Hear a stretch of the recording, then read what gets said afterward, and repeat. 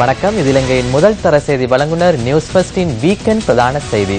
உங்களை இணைந்து கொள்ளும் நான் ரியாஸ் ஹாரிஸ். முதலில் தலைப்புச் செய்திகள். அனைத்து இன மக்களின் நம்பிக்கையை வென்று நாட்டை அபிவிருத்தி செய்வதாக ஜனாதிபதி உறுதி.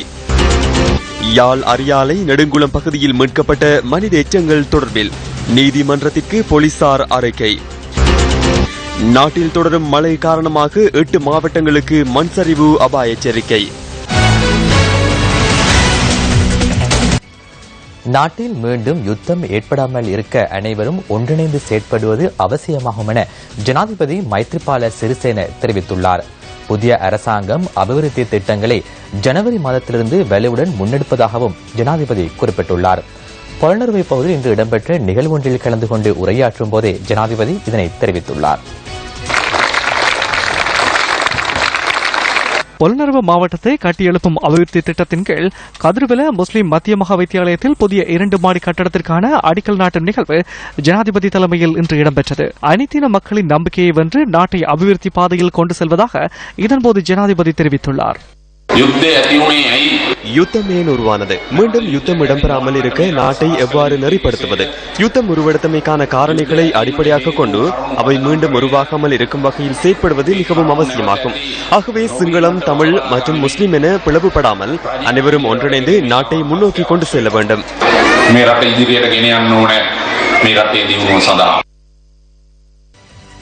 யாழ் அரியாலை முள்ளிக்கிலான் தோட்டம் நெடுங்குளம் பகுதியில் மீட்கப்பட்ட மனித எச்சங்கள் தொடர்பில் நீதிமன்றத்திற்கு போலீசார் அறிக்கை சமர்ப்பித்துள்ளனர்.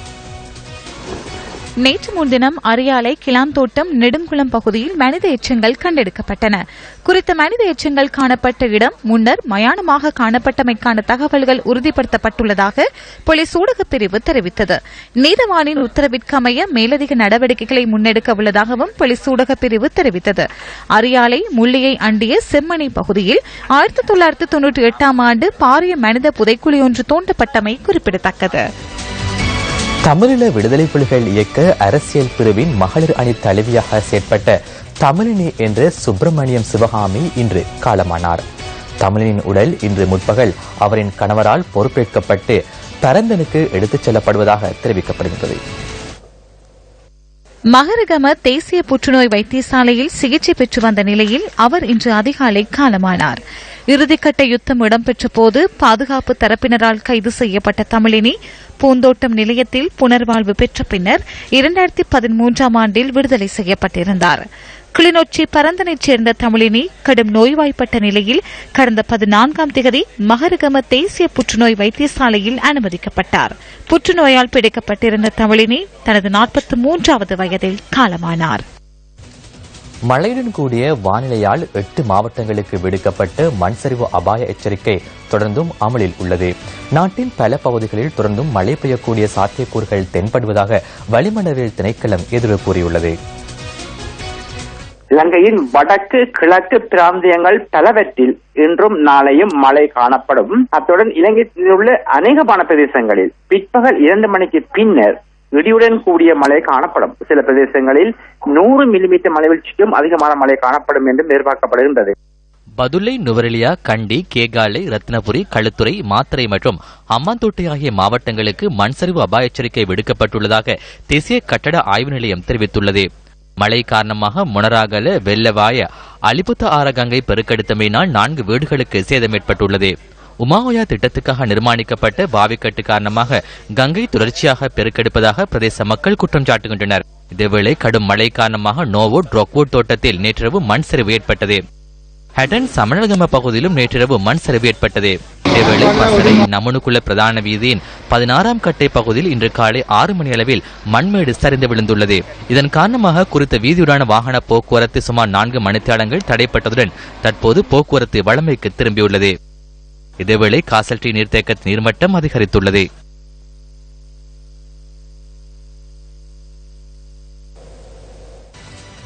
காலி துறைமுகத்தில் நங்கூரமிடப்பட்டுள்ள எவன்கார்ட் கப்பலுள்ள ஆயுதங்கள் தொடர்பில் விசாரணைகள் முன்னெடுக்கப்பட்டுள்ளதாக குற்ற புலனாய்வு திணைக்களம் தெரிவித்துள்ளது. தொடர்ந்தும் விசாரணைகள் முன்னெடுக்கப்படுவதாக உயர் அதிகாரி ஒருவர் எமக்கு தெரிவித்தார். எவன்கார்ட் கப்பலில் பணியில் இருந்தவர்கள் தொடர்ந்தும் அங்கிருப்பதாகவும் கடற்படை மற்றும் போலீசார் பாதுகாப்பு வழங்கி வருவதாகவும் போலீசார் தெரிவித்தனர். இதேவேளை எமது சகோதர தொலைக்காட்சி சேவையான சிரச டிவியில் நேற்று ஒளிபரப்பான சடன அரசியல் விவாத நிகழ்ச்சியிலும் இது தொடர்பில் கலந்துரையாடப்பட்டது. அந்த கப்பலில் T-56 மற்றும் 86 எஸ் ரக துப்பாக்கிகள் 816 காணப்படுகின்றன. சுமார் 2 லட்சம் துப்பாக்கி ரவைகளும் காணப்படுகின்றன. கப்பல் தொடர்பில் விசாரணைகள் முன்னெடுக்கப்பட்டு வருகின்றன. தற்போது குற்றப்புலனாய்வு பிரிவு விசாரணைகளை முன்னெடுத்து வருகின்றது. நியூஸ் ஃபர்ஸ்ட் யூ ரிப்போர்ட்டர்களுக்கான கிழக்கு மாகாண மாநாடு மட்டக்களப்பில் இன்று நடைபெற்றது. கிழக்கு மாகாணத்தின் 3 சிறந்த யூ ரிப்போர்ட்டர்களுக்கான ஈகிள் விருதுகள் இதன்போது வழங்கப்பட்டன. பிரஜைகளையே ஊடகவியலாளர்களாக இலங்கையில் அறிமுகம் செய்த யூ ரிப்போர்ட்டர் திட்டத்தின் கிழக்கு மாகாண மாநாடு இன்று நடைபெற்றது. மட்டக்களப்பு சுவாமி விவேகானந்தா மகளிர் மகா வித்தியாலய மாணவர்களின் வரவேற்பு நடனத்துடன் மாநாடு ஆரம்பமானது.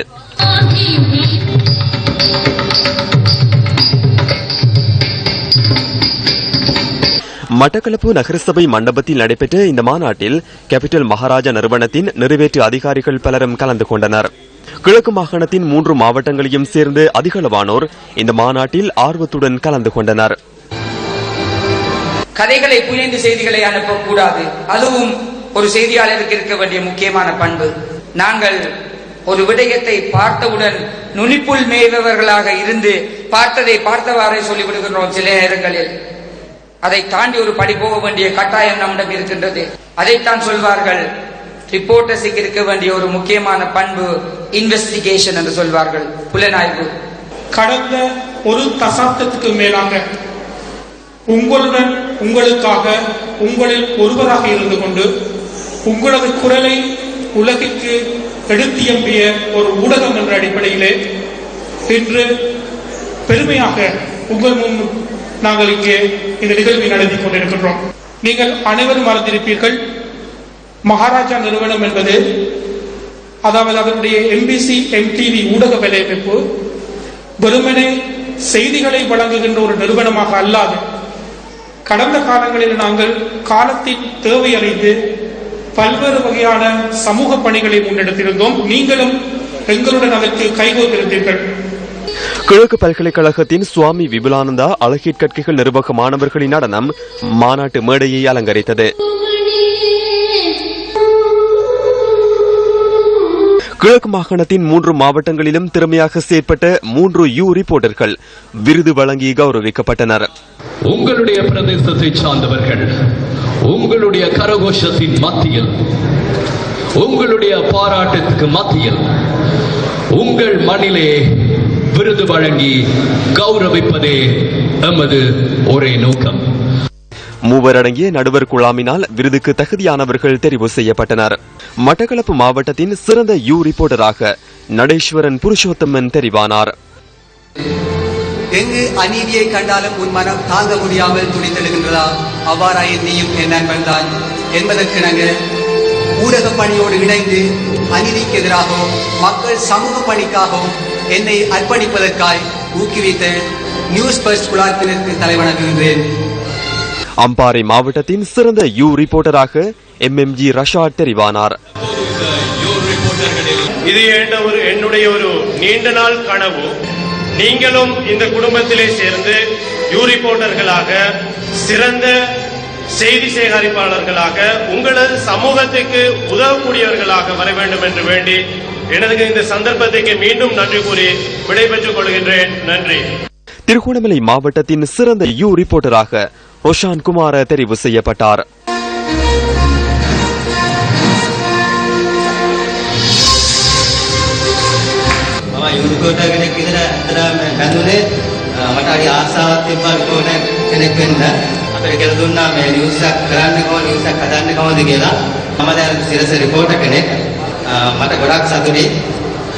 விருதுகளை பெற்ற உங்கள் மூவருக்கும் நமது சந்தோஷமான வாழ்த்துக்கள்.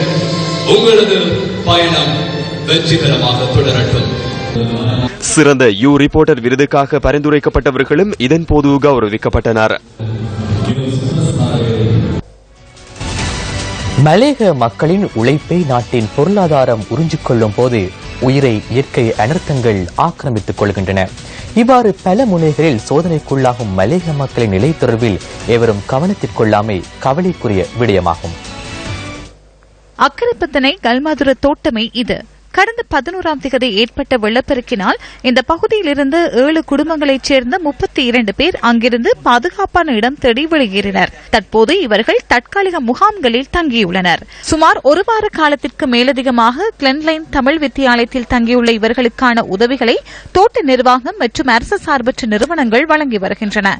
பல்வேறு இன்னல்களுக்கு மத்தியில் மக்கள் முகாம்களில் வசித்து வருகின்றனர். நாங்கள் வெள்ளத்தால் பாதிக்கப்பட்டு ஸ்கூலுக்கு வந்திருக்கோம். ஆனால் எங்களுக்கு எந்த விதமான ஒரு முடிவும் கிடைக்கல. வீடு திட்டங்கிறது யாரும் வந்து பேசல. வர்றவங்க எல்லாமே பார்த்துட்டு தான் போறாங்க.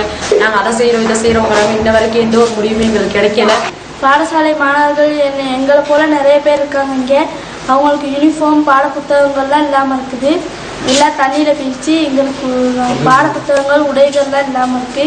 யூனிஃபார்ம் எல்லாம் இல்லாமல் பாடசாலை மாணவர்கள் பாடசாலை போறதுக்கு ரொம்ப சிரமப்படுறாங்க. வெள்ள அனர்த்தத்தில் குடியிருப்புகளை இழந்த தங்களுக்கு வீடுகளை அமைப்பதில் சம்பந்தப்பட்ட அதிகாரிகள் அசமந்த போக்குடன் இருப்பதாக மக்கள் அங்கலாய்க்கின்றனர். மலையகத்தில் தொடர்ந்தும் அனர்த்தங்கள் நிகழும் போதெல்லாம் முகாம்களில் தங்க வைக்கப்படுவதும் மீண்டும் அதே குடியிருப்புகளுக்கு அனுப்புவதும் வழமையாகிவிட்டது.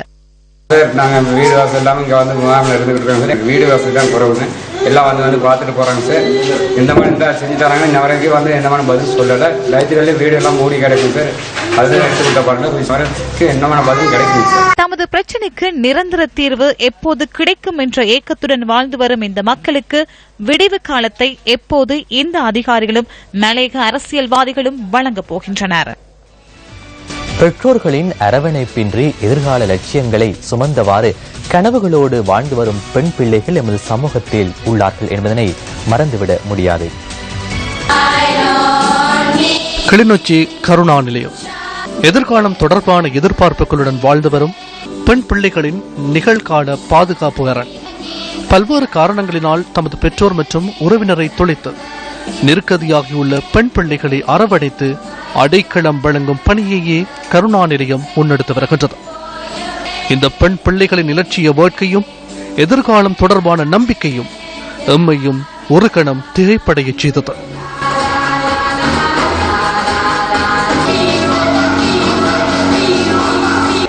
நாட்டின் எதிர்காலமான இவர்களுக்கான பாதுகாப்பு, கல்வி உள்ளிட்ட அடிப்படை வசதிகளையும் ஏற்படுத்தி கொடுக்க வேண்டிய பொறுப்பு அரசாங்கத்தின் வசம் உள்ளது.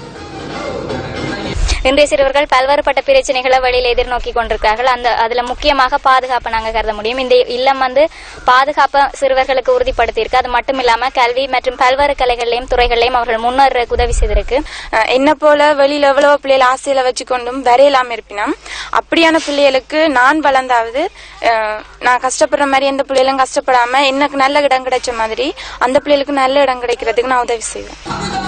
கருணா நிலையத்தை பராமரித்து வரும் இலங்கை திருச்சபையின் அருட்தந்தை நியூஸ் ஃபர்ஸ்டுக்கு இவ்வாறு தெரிவித்தார். இந்த பிள்ளைகளுடைய பருவ வயது வரை அவருடைய கல்வி வாழ்க்கையிலே கூட இருக்கிற எங்களை போன்ற நிறுவனங்கள் அவருடைய எதிர்கால வாழ்விலே செய்யக்கூடிய உதவிகளை அரசு சார்பற்ற நிறுவனங்கள் கட்டாயம் செய்ய வேண்டும். போரினால் இழந்த பல்வேறு உறவுகளையும் வாழ்க்கையும் இழந்த இந்த சிறுமியுடைய எதிர்காலத்துக்காக ஒவ்வொருவரும் முன்வர வேண்டும், உதவி செய்ய வேண்டும் என்பதை வேண்டி நிற்கிறோம். இந்த பெண் பிள்ளைகளின் எதிர்காலத்தை வளப்படுத்துவதற்கான நிகழ்கால பொறுப்பை நிறைவேற்ற வேண்டியது நமது அனைவரதும் கடமையாகும். வடமாகாணத்தில் பரவிவரும் ஆக்கிரமிப்புகளையான பாத்தீனியத்தால் விவசாயிகளுக்கு பாதிப்பு ஏற்பட்டுள்ளது. வடமாகாணத்தின் யாழ்ப்பாணம், வவுனியா, கிளிநொச்சி மற்றும் முல்லைத்தீவு ஆகிய மாவட்டங்களில் பாதினிய கலை அதிகளவில் பரவியுள்ளது. இந்திய ராணுவத்தின் வருகையுடன் பரவிய பாதினிய கலையை இதுவரை கட்டுப்படுத்த முடியாதுள்ளது. மனிதர்களுக்கும் விவசாயத்துறைக்கும் கால்நடைகளுக்கும் கேடு விளைவிக்கும் தாவரமாக பாதினியம் காணப்படுகின்றது. விவசாய பயிர்களை அழித்து ஆக்கிரமித்து வளரக்கூடிய தன்மையுள்ளமையினால் இந்த செடி பரவும் இடத்தில் பயிற்சிகையினை மேற்கொள்ள முடியாது. ஒரு 20 வருஷமாக இந்திய நாம் இந்த காலத்தில் ஆடு மாடுகளோட வந்து சேர்ந்த ஜாமான் மாறி காலம் துவங்க ஒவ்வொரு வருஷமும் இது உண்டாகி எங்களுக்கு பெரிய தாக்கங்களை உண்டாகி கொண்டிருக்கு. இதை நிரந்தரமாகவே இல்லாமல் செய்யறதுக்கு ஒரு நடவடிக்கை எடுக்கணும் என்று கேட்டுக்கொள்கிறோம். விவசாயிகளுக்கு இதால பெரிய தாக்கம் இருக்கு. ഇതിൻ്റെ പരമ്പലിൻ്റെ വേഗം മറ്റേ എந்த പൈരയും വിட കൂടുതലായിരിക്കും. ஏன்னா விதையை ஒரு மரத்திலேயே நியாயமான விதைகள் லட்சக்கணக்கில் உண்டாகி எல்லா பயிர்களையும் தாக்குற ஒரு வயல்வெளியில் 2 மரம் நின்றாலும் காணும் அந்த வயல்வெளி முழுக்கவே അതിൻ്റെ தாக்கம் வரும். அப்படியான ஒரு அழிவுக்குரிய ஒரு சாமானை நாங்கள் முற்றுமுழுசாக அழிக்கணும்னு தான் யோசிக்கிறோம். பாதீனிய கலை ஒன்று சுமார் 10,000 தொடக்கம் 15,000 வரையிலான விதைகளை வெளியெடுக்கின்றது. இந்த விதைகள் நீண்ட கால வாழ்நாள் தகமையை கொண்டவை. பாதீனிய கலையை 5 வருடங்களுக்குள் இல்லாதொழிக்கும் நோக்கில் வடமாகாண சபையால் முன்னெடுக்கப்பட்ட திட்டம் தற்போது செயலிழந்துள்ளதாக மக்கள் விசனம் தெரிவிக்கின்றனர். இந்த பாதீனியத்தால் எங்களுக்கு வர மாரி காலங்கள்ல எல்லாம் பெரிய மழை முடிய பெரிய கஷ்டமாக தான் கிடக்கு. இதுக்கு முதல் காலங்கள் எல்லாம் இதை அழிக்கிறதுக்காக ஒழுங்கு செய்தவே அதை முற்றற தீரே இல்லை. அதால எங்களுக்கு பெரிய இடைஞ்சலாக தான் இருக்குங்க. கடந்த காலங்களில் இதை பற்றி முயற்சி எடுத்தும் அது தீவிரமாக நடைமுறைப்படுத்த இல்லை. இப்போ எல்லாம் எங்களுக்கு அந்த தோட்டத்தால் இந்த பாதீனம் பாரத்தாலே எங்களுக்கு சரியான இழப்பீடுகளாக கிடக்குது. அதில் லாபமும் குறைவு, சரியான நட்டமாக தான் கிடக்குது. அப்போ இதை எப்படியும் அழிக்கிறதுக்கு முயற்சி செய்ய வேணும். சிறுபவங்க செய்ய பெரிய வளர்ச்சி அடைஞ்சு போயிருக்கிறதால எங்களுக்கு இந்த தாக்கம் கூடுதலாக இருக்கிறதால அதுக்காக நடவடிக்கை எடுக்க வேண்டியிருக்கு. இல்லாட்டி கூடுதலான விளைச்சி இல்லாமல் போய்கொண்டே இருக்கு. வருமானம் வரிகள் இந்த இதுகளுக்கு குறைவாக தான் இருக்கு. இந்த தாக்கம் ஏற்படுறதால குறைவாக இருக்கு. எல்லா இடங்களில் கொஞ்சம் கூடுதலான வருமானம் இருக்கக்கூடிய இருக்கு. எமது நிலங்களில் மிக பெரும் பொருளாதார இழப்பை ஏற்படுத்திக் கொண்டிருக்கும் பாதீனிய கலையை கட்டுப்படுத்துவதற்கு விரைந்து நடவடிக்கை எடுக்க வேண்டியது அனைவரினதும் பொறுப்பாகும். ரப்பருக்கு அரசாங்கம் வழங்கும் நிர்ணய விலையை இடைநிறுத்தினால் இந்த துறையை முன்னெடுப்பதில் சவால்கள் ஏற்படும் என ரப்பர் உற்பத்தியாளர்கள் தெரிவிக்கின்றனர். தற்போது வழங்கப்படுகின்ற நிவாரணத்தை இடைநிறுத்துவதற்கு நடவடிக்கை எடுக்கப்பட்டு வருவதாக அவர்கள் சுட்டிக்காட்டியுள்ளனர். இது தொடர்பான விரிவான தகவல்களை எமது அடுத்த பிரதான செய்தியில் எதிர்பாருங்கள். காலஞ்சென்ற விஸ்வகலா பாரதி ஈழநல்லூர் எஸ் சத்தியலிங்கத்தின் நினைவு தின நிகழ்வொன்று நேற்று நடைபெற்றது. காலஞ்சென்ற விஸ்வகலா பாரதி ஈழநல்லூர் எஸ் சத்தியலிங்கத்தின் நினைவு தின நிகழ்வு இலங்கை தமிழ் மகளிர் ஒன்றியத்தினால் ஏற்பாடு செய்யப்பட்டிருந்தது.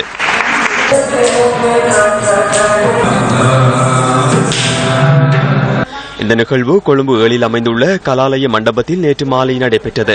இந்த நிகழ்வில் பல கலை நிகழ்வுகள் இடம்பெற்றதுடன் சிறந்த நடன கலைஞர்கள் விருது வழங்கி கௌரவிக்கப்பட்டனர்.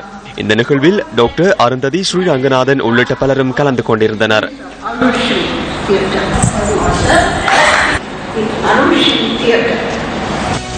சிறுவர்களின் பாதுகாப்பை கருத்தில் கொண்டு நியூஸ் ஃபர்ஸ்ட் முன்னெடுக்கும் எமது பிள்ளைகளின் மகிழ்ச்சிக்காக விழிப்புணர்வு திட்டம் இன்று கேகாலையில் முன்னெடுக்கப்பட்டது. சிறுவர்களின் எதிர்கால பாதுகாப்பிற்காக நியூஸ் ஃபர்ஸ்ட் சட்டம் ஒழுங்கு மற்றும் சிறைச்சாலைகள் மறுசீரமைப்பு அமைச்சுடன் இணைந்து இந்த விழிப்புணர்வு திட்டத்தை முன்னெடுக்கின்றது. இது உங்களின் பிள்ளையாகவும் இருக்கலாம். நாம் அவர்களை பாதுகாப்போம். பிள்ளைகளின் மகிழ்ச்சிக்காக.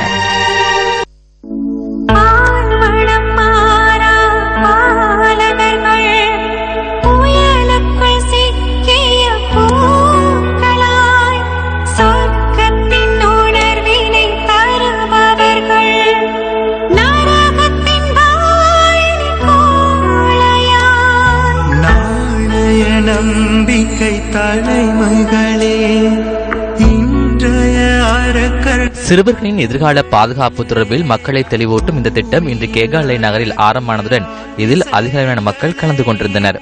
இதன்போது மக்களிடமிருந்து மிகுந்த வரவேற்பும் கிடைத்தது.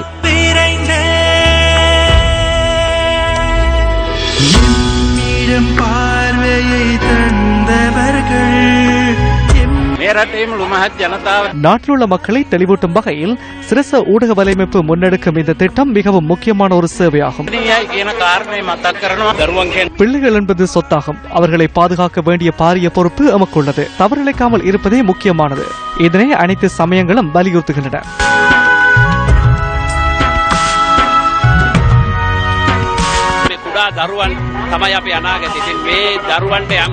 இந்த சிறுவர்களே எமது எதிர்காலமாகும். இந்த சிறுவர்களுக்கு உரிய பாதுகாப்பு கிடைக்காத விடேன் எதிர்காலம் எவ்வாறு அமையும் என்பதை சிந்திக்க வேண்டும். அதன் காரணமாகவே மகாராஜா நிறுவனத்தின் சிரச ஊடக வலையமைப்பு வீதிக்கு இறங்கி மக்களை தெளிவுபடுத்தும் இந்த திட்டத்தை முன்னெடுக்கின்றது.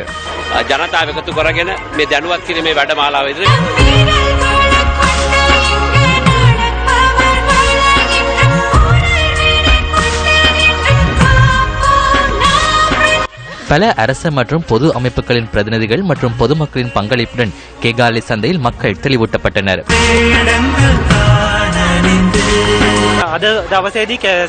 சிறுவர்களுக்கு பாதுகாப்பான சூழல் ஒன்றை உருவாக்குவதற்காக சிரச ஊடக வலையமைப்பு மேற்கொண்டு வரும் இந்த முயற்சி தொடர்பில் நாம் மிக்க நன்றி கூறுகின்றோம்.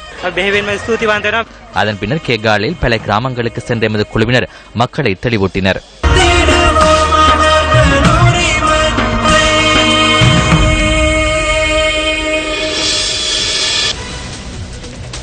ஸ்ரீலங்கா சுதந்திர கட்சியின் கஸ்பேவ தொகுதி கூட்டம் இன்று நடைபெற்றது. முன்னாள் அமைச்சர் காமினி லோக்குகே தலைமையில் நடைபெற்ற இந்த கூட்டத்தில் ஐக்கிய மக்கள் சுதந்திர கூட்டமைப்பை பிரதிநிதித்துவப்படுத்தும் கட்சிகளின் தலைவர்கள் உள்ளிட்ட பலர் கலந்து கொண்டனர். இந்த நாட்டின் தேசிய பிரச்சினை தீர்விற்கு அல்லது மக்களின் நாட்டின் பிரச்சினைகளை தீர்விற்கு எதிர்க்கட்சி தலைவரினால் எந்தவித உதவியும் இல்லை. அதனை தற்போது எமது தினேஷ் குணவர்தன மற்றும் விமல் வீரவங்ச ஆகியோரை செய்கின்றனர். எனவே உள்ளூராட்சி மன்ற தேர்தலின் போது நாம் சிந்திக்க வேண்டும். இடதுசாரி கட்சியின் சக்தியுடன் பொது எதிர்க்கட்சியுடன் போட்டியிட்டு எவருக்கும் அடிபணியாது அரசியல் செய்ய அனைவரும் ஒன்றிணைய வேண்டும்.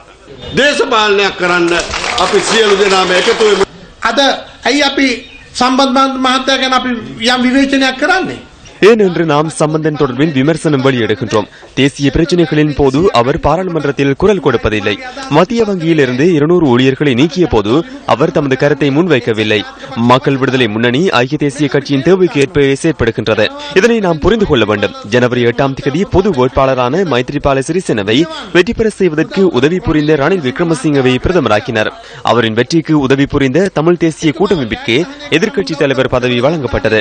அவ்வாறு என்றால் எதிர்க்கட்சிக்கான உரிய செயற்பாடுகளை கூட்டமைப்பில் உள்ள நாங்களே நிறைவேற்றுகின்றோம்.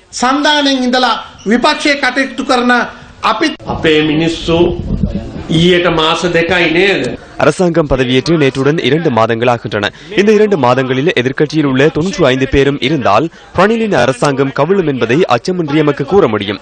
மக்களின் தீர்மானத்திற்கேற்ப தன்னுடன் எதிர்க்கட்சியில் அமர்ந்து கொண்டு மக்களுக்காக 2 மாதங்கள் செயற்பட்டால் அரசாங்கம் ஒன்றை அமைப்பதே மிகவும் இலகுவானது என்பதற்காகவே மஹிந்த ராஜபக்சே பாராளுமன்றத்திற்கு வருவதற்கு ஏன் தீர்மானித்தார்? அக்குரேச உலர்ந்தாவ பகுதியில் ஒரு தொகை சட்டவிரோத மதுபானம் மீட்கப்பட்டுள்ளது. நீண்ட நாட்களாக சட்டவிரோதமான முறையில் மதுபான விற்பனையில் ஈடுபட்டவர்கள் தொடர்பில் கிடைக்கப்பெற்ற தகவலுக்கு அமைவாக மாத்திரை குற்றத்தடுப்பு பிரிவினர் இன்று குறித்த இடத்தை சுற்றி வளைத்துள்ளனர். இதன்போது விற்பனைக்காக வைக்கப்பட்டிருந்த 100 போத்தல் சட்டவிரோத மதுபானம் மீட்கப்பட்டதுடன் 3 சந்தேக நபர்களும் கைது செய்யப்பட்டுள்ளனர். மேலதிக விசாரணைகளை அக்குரேச போலீசார் முன்னெடுத்து வருகின்றனர். சட்டவிரோதமான முறையில் மரக்குற்றிகளை ஏற்றி வந்த 3 சந்தேக நபர்களை வனவள பாதுகாப்பு அதிகாரிகள் கைது செய்துள்ளனர்.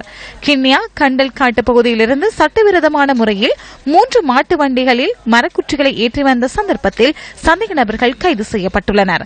சம்பவம் தொடர்பில் கிண்ணியா போலீசார் மேலதிக விசாரணைகளை முன்னெடுத்து வருகின்றனர். இத்துடன் நியூஸ் ஃபர்ஸ்டின் 8 மணி பிரதான செய்தி நிறைவடைகின்றது. நியூஸ் ஃபர்ஸ்டின் அடுத்த பிரதான செய்தி 10:45 எதிர்பாருங்கள். வணக்கம்.